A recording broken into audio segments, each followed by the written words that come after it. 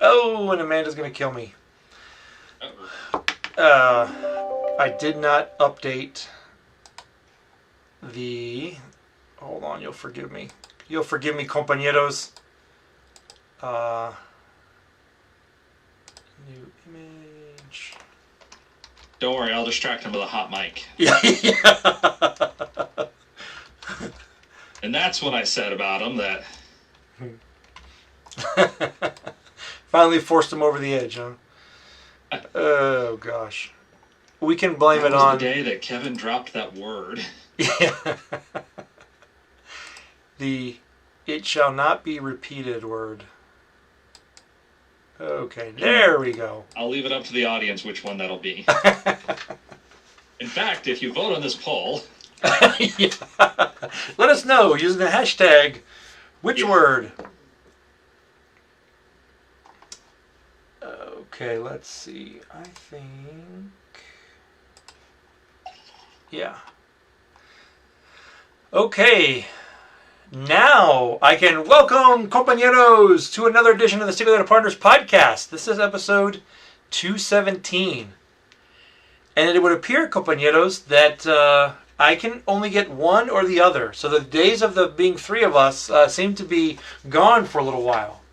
Yeah, the restraining order I put on Eugene was very effective. Yes. Although, he's actually in my neighborhood. Not literally my neighborhood, but in my area right now. That's right. It'd need to be a pretty big stick, but I bet he could throw a stick at you. Doing a little vacationing in Raleigh, North Kakalaki, as we affectionately call it. So we'll excuse Eugene for this episode. And we hope you are all well, compañeros. So welcome.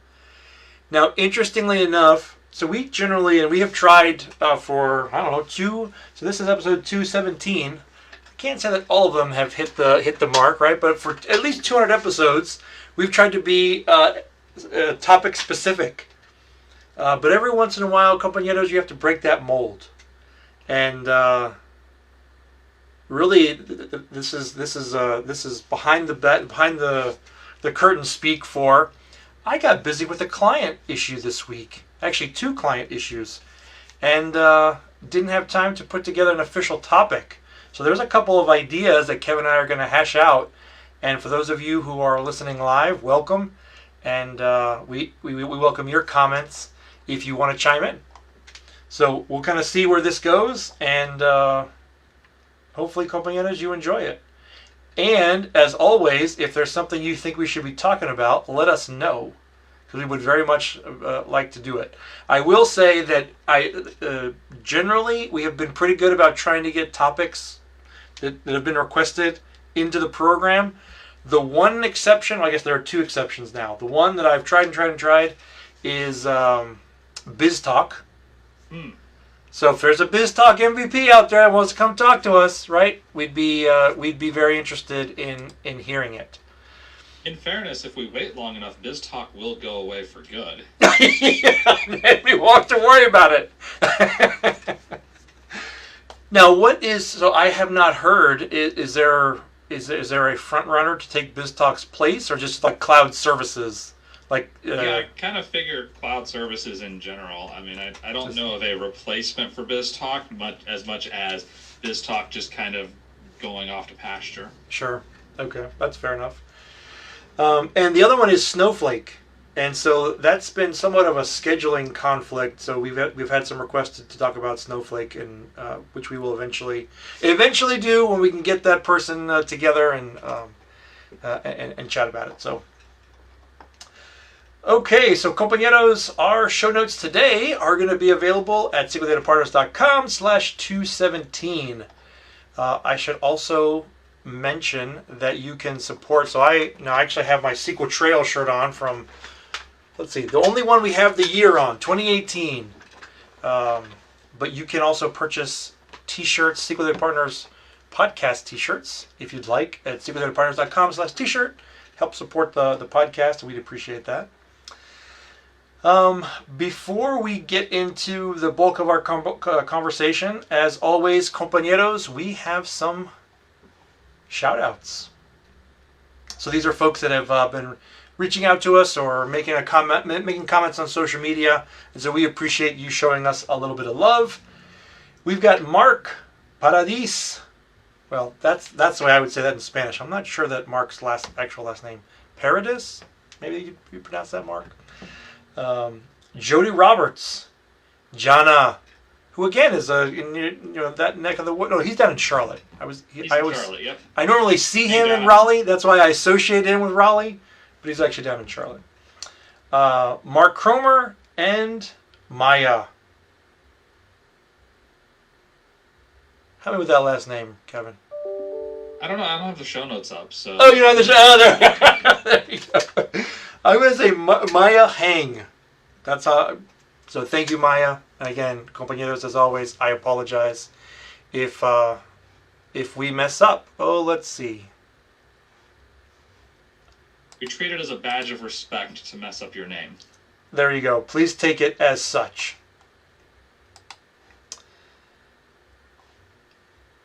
Okay, so one of the things that we were punting around with. Oh, I'd be remiss if I did not mention SQL Trail is going to come our way on March 18th. So today I am supposed to be getting out the schedule. Not quite sure that's going to happen, but for some definition of today, it'll be today. Yeah, some definition of today. Whatever your today is, it will be today when I finally publish that schedule. Although we are getting into the thick of it, right? So we're 5 weeks from 5 weeks from tomorrow. So we are looking forward to it. It is open. Registration's open. So if you want to come tag along, we have a free option this year. So we're hoping to have a few more folks with us. And registration has actually been going good. We've never paced quite this well with SQL Trail as in prior years. Okay, so one of the things that so in terms of a little SQL Server in the news. Now this is old news for some of you compañeros, but for me it reared its I don't know if it's ugly head recently, but we came up starting in SQL Server 2017, patching for analysis services and SQL Server are different, right? They've kind of spread those out.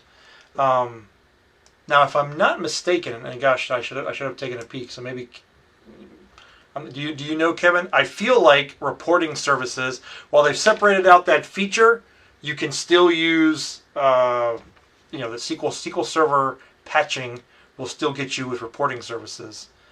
But anyway, go ahead. Actually, I'm interested in hearing more about this because I was still under the impression that analysis services patches are included in the CUs for the SQL Server product. Yeah, so let me, let's see. Let me see if I can find that official... We are extremely prepared, ready for everything.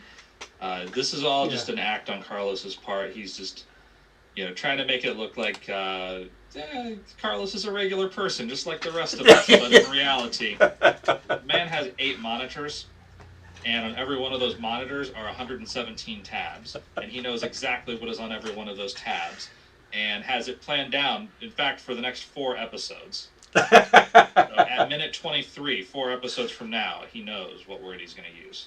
There we go. So let's see. Oh, where is it? I saw the language. Okay, here we go. Oh, so it's the build. Okay, so I am looking at the notes. So cumulative update 8 for SQL Server 2019. And there is a note. Beginning in SQL Server 2017, the analysis services build version number and the SQL Server database engine build number version do not match. So I guess perhaps to be fair, right, and maybe I was misconstrued that a little bit, is that when you do the patching, they will no longer match, and you have to check both of those independently. You have to check them independently. There you go. That was a better way of saying what I was talking about. But yeah, I agree. So it's still the same executable. The cumulative update does affect both of them, but the version number, like for example, the CU Carlos mentions for SQL Server 15.0.4073.23, and then for analysis services 15.0.34.27. Yeah, exactly. So, and again, we did. So I guess where I go with that, and I would have to go back and take a look at my notes. We did have an issue where we had patched SQL Server but not analysis services, and now I can't remember if that was because they were on different boxes or what I'm leaning all of a sudden towards they were on different boxes. Or at least different named instances. Yeah, named instances, something like that, right? And that's where we were. That's where we ran into trouble.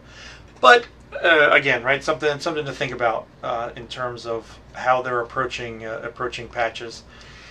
Now, it is interesting. I think some of that, to stay on the patching front for a moment, I am seeing a thawing in terms of people wanting to wait for service packs.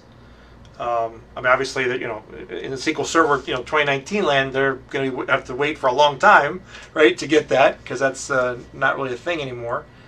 But I am seeing people be a little bit more approachable to these CUs, right? Now that doesn't mean that they're completely perfect. We've had CUs be released and then be like, "Oops, nope, we got to take that one back."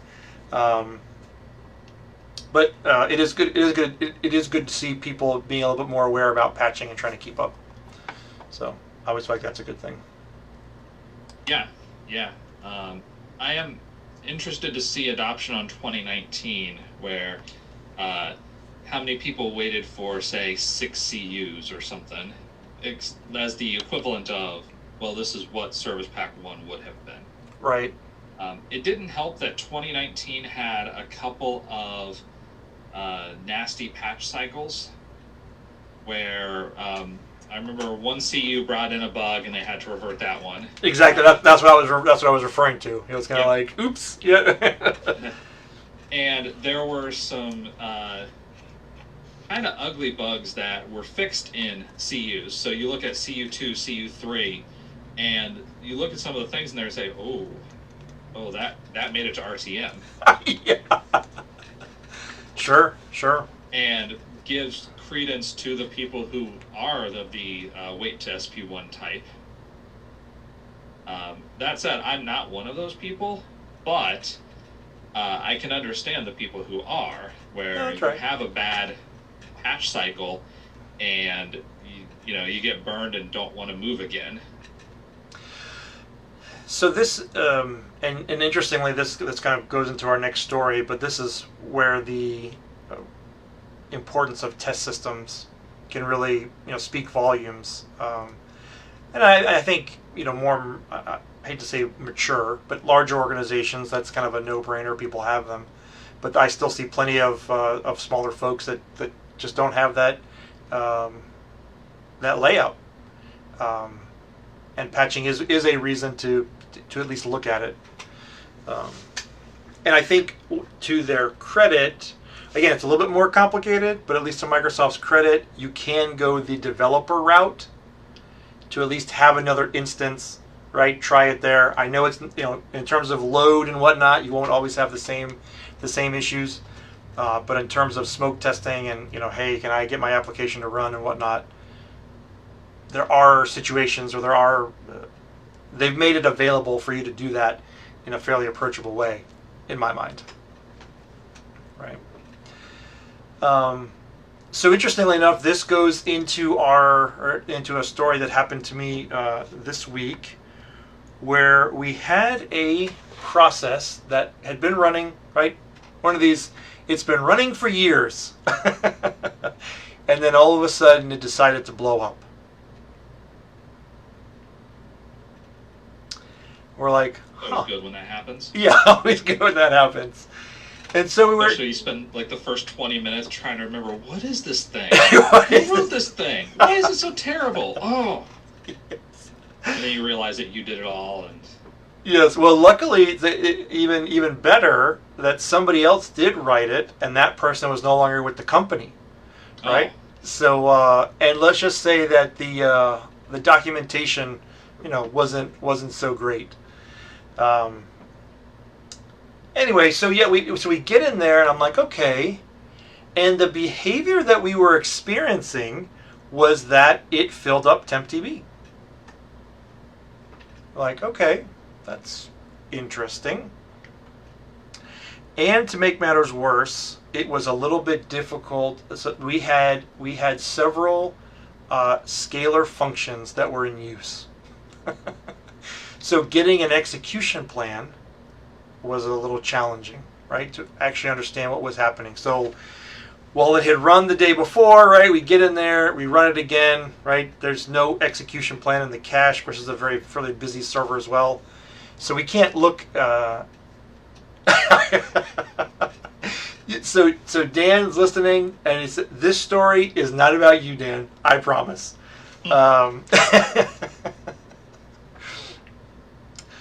the job had been running. We take a peek at it. We're like, okay, well, let's take a look at the execution plan. Let's see if we can figure out why all of a sudden it's starting to take up tempdb. And so we go down this route, and it's funny sometimes how we get pigeonholed. I'm not pigeonholed, but we get tunnel vision very quickly, right? So I'm like, okay, obviously this is we very quickly made the assumption or took the position that this was a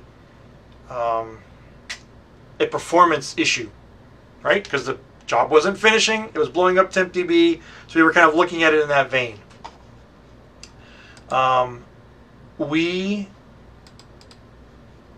Let's see, hold on.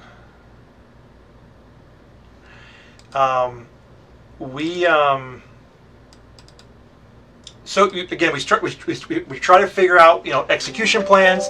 We're running the job, right? You were looking at SP who is active, trying to get a feel for, hey, what's the query that's running, and we pull the execution plan.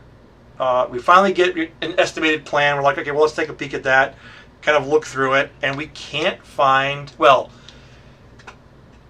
the normal suspects, right? So like we were thinking that maybe there was a spool in there, right? Or that there was like some like large hash operations, right? That might be filling up tempdb, things like that. Or a sort or something. Yeah, so that's where we ended up, is actually there were a couple of sorts. So to make matters worse, we had scalar functions involved, and we had 24 joins to the same temp table.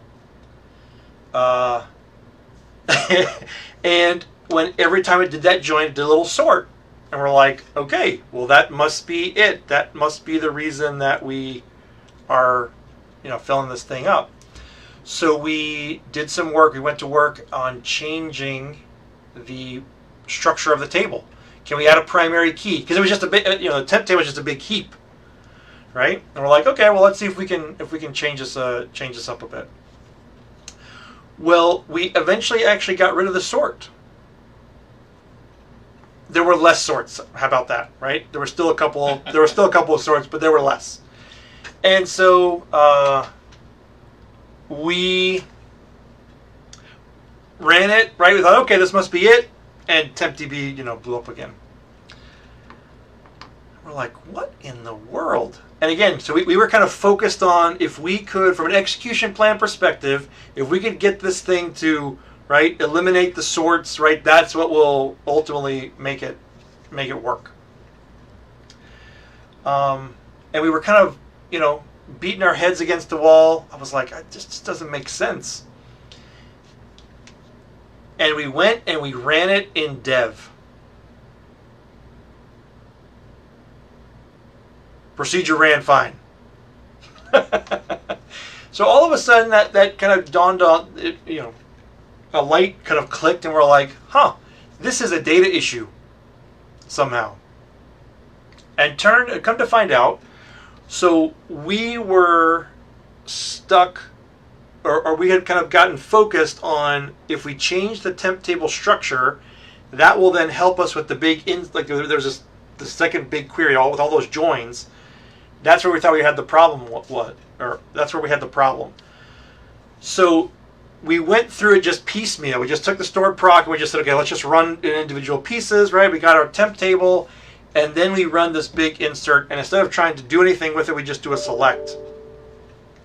And lo and behold, we find this Cartesian product, basically, where there was a single record that, after running for a minute, had like 3 million records, right? And it just kept going and going and going. It was the same product over and over and over.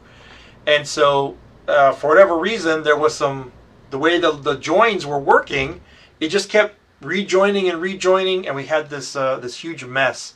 And it was anyway a relief to finally at least figure out what the problem was. But it's always funny, right? How sometimes it can take several different avenues for you to figure out. Oh, hey, right, this is where my problem is. Anyway, and so I have to give a shout out to the team on that one, because getting together. So at first I was trying to tackle it by myself, right? And I was like, hey, let me do this. Shout out to Rick Lowe, bringing him in, and actually the customer as well, right? So we actually ran it. We had a call, and we're like, well, hey, let's just run the select and see what happens. And sure enough, that gave it to us. So that was a fun one to try and diagnose. And so while sometimes too many cooks in the kitchen can be a bad thing, in this case, it actually ended up helping. Yeah. Trying to think, this is not exactly the easiest problem to find. Right. And Cartesian products, accidental, they will happen. Oh, I left out or join on 1 equals 1, or column, table A dot column equals table A dot column. Right. Yeah, that's basically what we had built with the data, right? And it just had this huge result set. So I guess I'm curious. So having said that, right, and maybe in your new role, how do you normally decide when to bring in other people, or how do you escalate issues? Is that a fair question? It's a fair question. I don't, because it's all up here, baby. No, it's more of, well, we don't have the opportunity to bring in other people. Well, but even on your team, rather. I mean. Oh, okay, yeah. Well, I delegate that, so gotcha. It becomes their problem. You take care of this. The perks of management. There's a couple of times. Sometimes it's just rubber duck programming.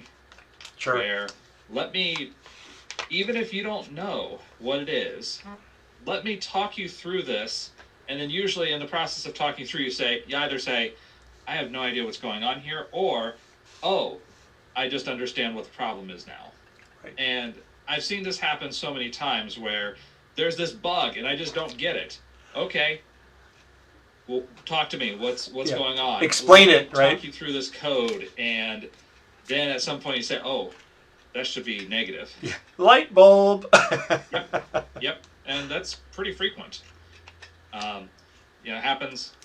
Happens to us all, and that's to the point where you don't even need the person on the other side. Now, if you have the person on the other side who is familiar, you get the benefits of kind of having the rubber duck plus the second set of eyes that can potentially find an issue. Sure. With the risk that if that other person knows a lot, you just, oh, well, I assume that because I know all of these things about this code base, that you're going to know just as many things, and therefore I will not explain any of it because, well, I don't want to waste your time or diminish my feelings towards you by abasing you to listen to me explain things that are obvious. And you have to fight that urge. Especially when doing a code review, when doing a peer review of some sort. And even if you just say, all right, I'm going to walk you through this without, as though you're a 5-year-old. Sure. And it's nothing about you. Even if you know more about this code base than I do, I still want to walk through it like you're a 5-year-old, because I want to know that I understand this, and I want you to know how I understand this, and that involves being much more overtly verbal than, well, I ever want to be. Sure. Yeah, it is funny how just maybe a variety in communication forms, right? Forcing yourself to say it out loud and kind of go through the explanation process, can lead you to a connection that you weren't seeing there before. Yeah, the human mind is great at papering over things that don't fit in with preconceived patterns. Sure. We want patterns. Once we see the pattern, we want the pattern to hold. Therefore, things that don't help the pattern hold, we do a wonderful job of just blindly ignoring. Sure. And it's not on purpose. It's just you don't even think about it, because your brain has said, this is the pattern, therefore I don't need to spend any more effort. Yeah. Thinking is hard. There is a lot of energy expended in thinking, and we're optimized to minimize the amount of thinking necessary to not get eaten by a tiger. Yeah. I mean, some of us. Some of us. Speaking of which, Eugene is actually spending time down here at the tiger rescue facility. Oh, there you go. So if he ends up never on the show again, I'm not saying he was fed to the tigers. He may have overanalyzed the situation, right? Oh, I'm man. just saying, if he got a really sweet mullet, we would know. One of the things I always tell the team or the folks that I work with is, so give it 1 hour. So a piece of advice that I got is give it 1 hour. If you're not making progress in 1 hour, go talk to somebody about it, right? Go expand your circle a little bit, because again, that will make it, make that a little bit easier. Yeah, I think that's a really good rule. And for someone who's less stubborn than I am, it's a really good rule. When I was, say, acting primarily as a database engineer or as a database administrator or even as a developer, I would bang my head on the wall and not want to talk to people because I want to solve this. It is not a great trait to have, but I just hate talking to people. So, with that, I'm going to. I feel like we have to be careful, but I'm going to try and broach a somewhat sensitive subject. So with that comment, and that is, I guess I feel the need to make a PSA for mental health. Right, so for most of us we're coming up on a year anniversary. I mean, obviously, if you're Europe or Asia, maybe they've passed their year mark already. But for the United States, the middle of March represents the year of us being in quarantine, and it's been rough. And so. And I know, and so part of the reason this is a little bit sensitive to me is that we're dealing with some family issues with it, and I think that there have been, there's stigmas, with it, and again, everybody's going to be a little bit different with it, but I guess we can go as far as to say we do hope that you find somebody to talk to. It's okay to have a bad day. Right, but you start having a couple of those in a row, right? Find a friend. I know mental health workers are, they're working overtime now, right? Their caseloads are only going up. But I think while we joke a little bit about it, about not talking with other people, because we have been avoiding people for so long, it can be tough for people, even for those who are introverts, self-described introverts. Humans are also programmed to be very social people, right? In some aspects, and it can be tough. So, again, I'm not sure how we can help. If Tracy were here, she could point us to better resources. I mean, I know that there are hotlines and things for suicide prevention, and we'll make sure that we put those up on the on the show notes. Maybe we'll do some social media posts about that as well, or retweet some things. Even the last couple of places that I've worked, that has been an employee perk, that there is a mental health line. There is that private discussion with a professional. So you may have that as a job benefit already. Right. Yeah, and so I would don't be afraid to pick up the call, right? It can be challenging. So this is, poster child number one here of saying like, hey, I need some help. Can be a tough thing to say, but I think once you bridge that gap, there can be lots of healing, right? There can just knowing that somebody's listening to you. I mean, I think, not to get too political here, but a lot of the movements that we've seen here of late are a reflection of people feeling like they're not being heard, or that that no one's listening to them, and and we see how that can that can escalate. Now, I'm not trying to oversimplify things, right? But again, right? So, compañeros, and for those of you who are listening, right, and you're struggling, it's okay, right? Everybody's struggling. That doesn't mean you have to take it all on your back. Look for avenues, and find peer groups, and hopefully, find a way to connect with others in some way. So I will leave it at that. But if you are having those thoughts, or you're like, hey, this is like things are just not right with me, don't be afraid to reach out. So there we go. And through the use of technology, Amanda is helping us out here. So the U.S. National Suicide Prevention Lifeline, so they are available 24 hours in English and in Spanish. So it's 1-800-273 1-800-273-8255. And I'll admit that I have not had, I've not called the number, but I've heard good things about those from those who have used that service. So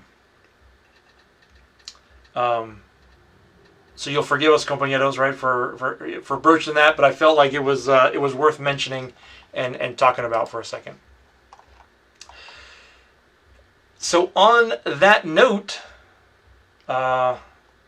any other adventures that you want to talk about today, Kevin?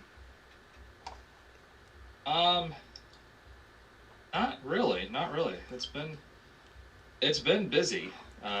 Yeah.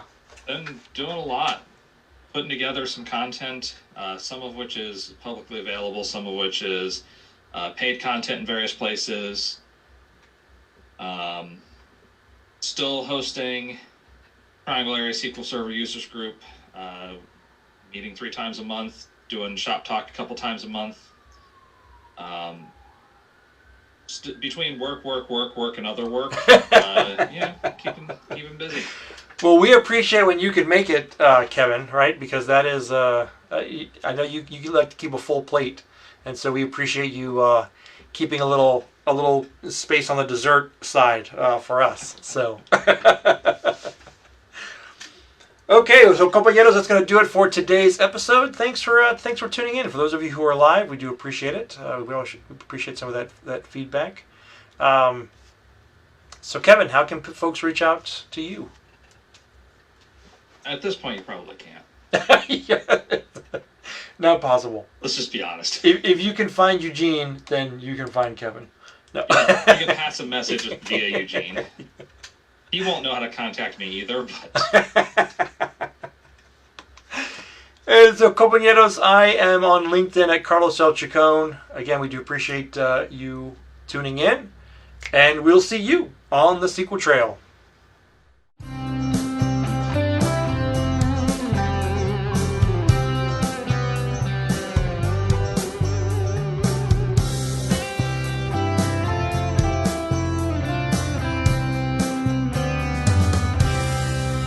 SQL Data Partners.